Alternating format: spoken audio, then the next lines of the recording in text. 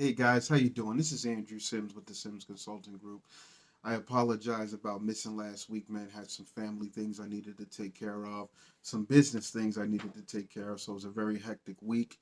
So I wasn't able to bring Wisdom Wednesday or Servant Leadership Sunday, but I promise I'll make it up to you this week.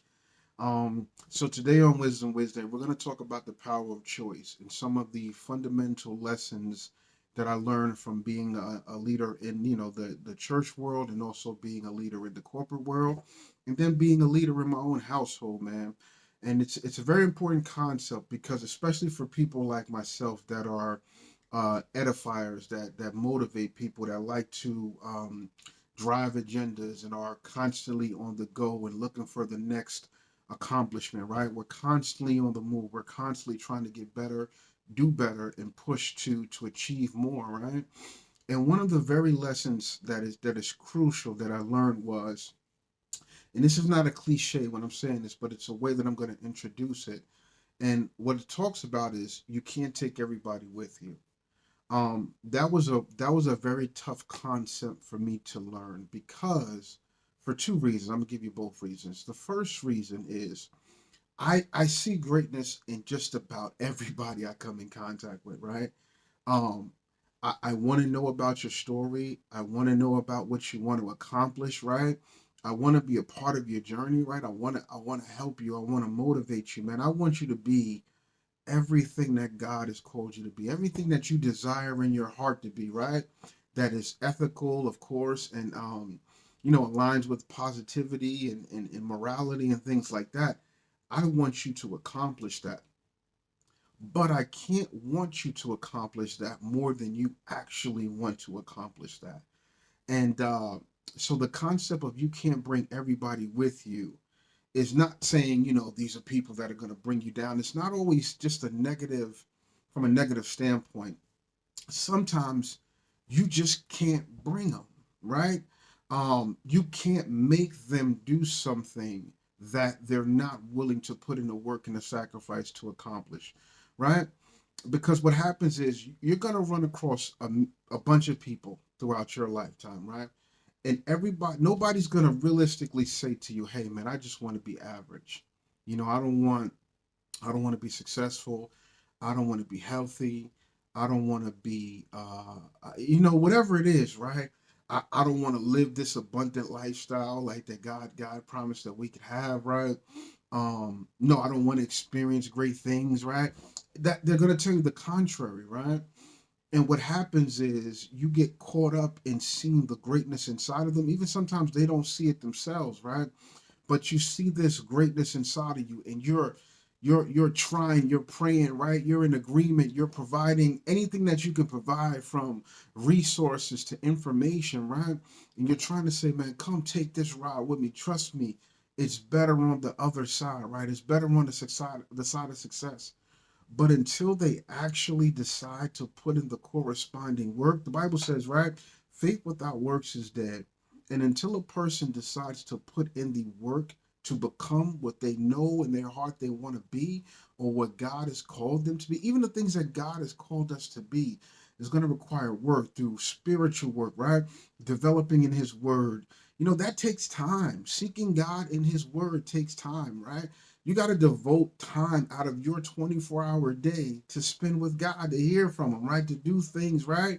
To read His Word, to go to church, whatever it is that you do, right? That takes time. It takes commitment. It takes dedication. And if you want to grow in a relationship with God, it's going to require time. But you can't tell me how you're trying to get close to God and you're never spending time with Him. Same case in point. You can't tell me you want to be healthy, but you're doing everything in the direction of not healthy, right? Meaning you're not working out, right? You're not, and I'm not saying this to condemn anybody. I'm trying to teach a little bit of a lesson. I don't want to call it a principle, but I'm trying to give you some information that I believe will save you some time. So what happens is, right, if a person says, hey, I want to be healthy, right, and you're like, well, let's go talk to a nutritionist, let's get you a personal trainer, let's get you a membership to the gym. You can provide all the resources necessary, but until that person actually puts those resources into effect in their everyday life, it is not going to make a difference. And what's going to happen is it's going to cause friction between you and that person, right? I mean, it could be your spouse, it could be, the power of choice means everybody gets the right to choose. And it doesn't matter what they say here, they choose by way of their actions. And it's not your job as a leader, as a business owner, as a husband, as a person, right? To push them into something they're not ready to truly accomplish. That's not your job. You can provide the information, you can provide the resources. If they're willing to take advantage of it, they will. If they're not, then they won't. And it's going to hurt. Trust me, if you love people like I love people, to see somebody not fulfill their God-given assignment, right? To see somebody, excuse me, I just came from working out, so I just got out the shower.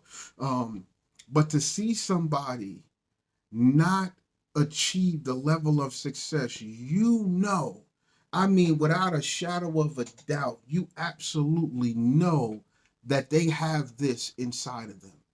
They got it. I mean, like all over, right?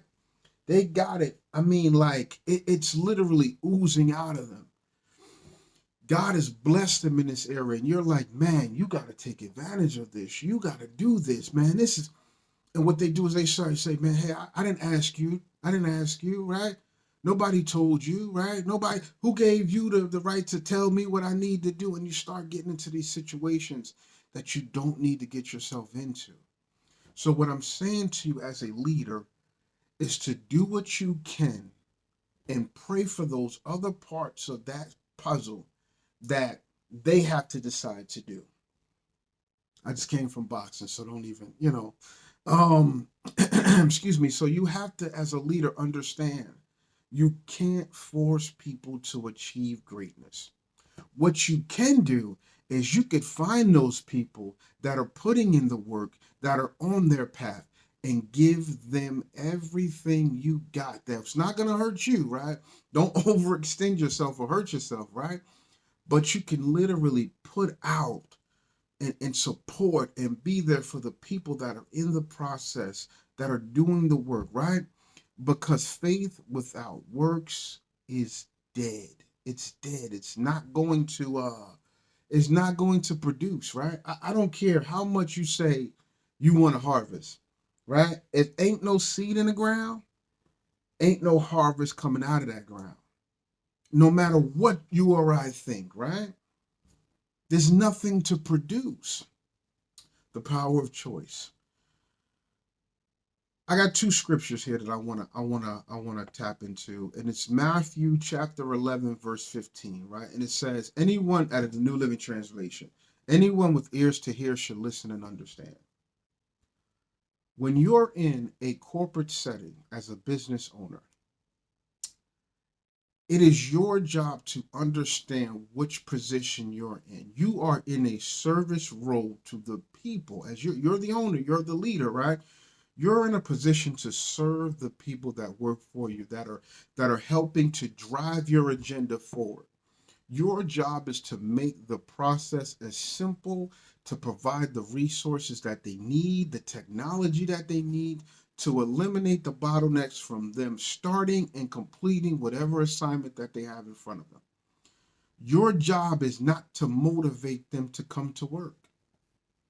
Your job is to motivate them to do a good job, maybe, right, to a certain extent, but your job is not to motivate them to come to work.